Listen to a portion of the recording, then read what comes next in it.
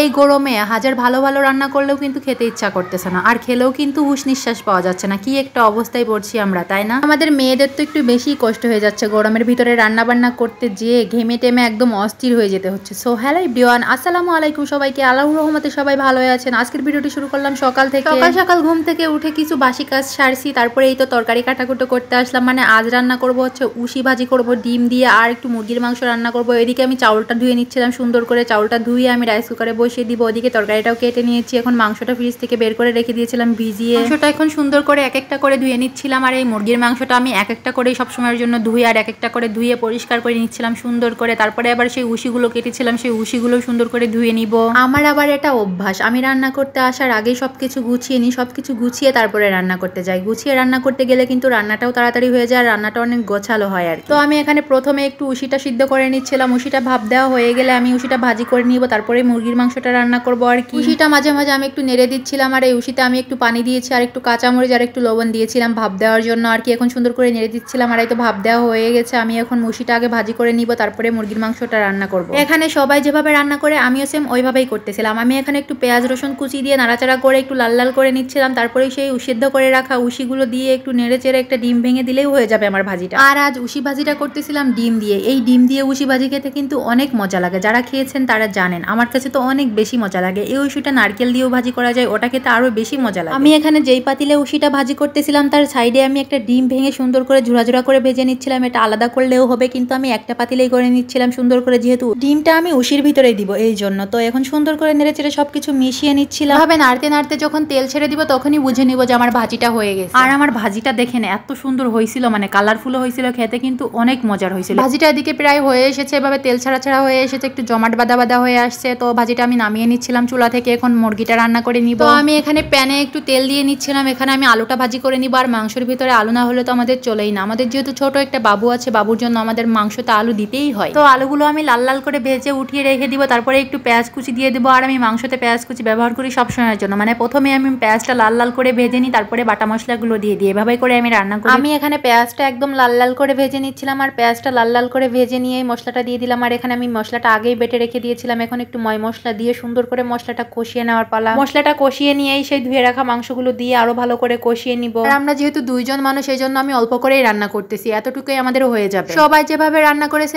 আমিও ওইভাবে রান্না করতেছিলাম মাংসটা, এই জন্য আর ডিটেলসে কিছু বললাম না। আর বলেই বা কি হবে, সবাই তো মাংস রান্না করতে পারে। আর আমার এই মাংস রান্নাটা যে এত মজা হয়েছিল, মানে দেখেই বোঝা যাচ্ছে যে কেমন একটা যেন কালার হয়েছে, তাই না? একদম লোভনীয় লোভনীয় কালার লাগতেছে, মানে এত সুন্দর হয়েছিল দেখতে। আর খেতে যে এত বেশি মজা হয়েছিল, মানে দেখেই বোঝা যাচ্ছে যে কেমন মজা হবে খেতে। আমার মুরগির মাংস তেমন একটা পছন্দ না, তারপরেও কিন্তু আমি খেয়েছিলাম। আমার কাছে যে এত মজা হয়েছিল আজকের মাংস রান্নাটা।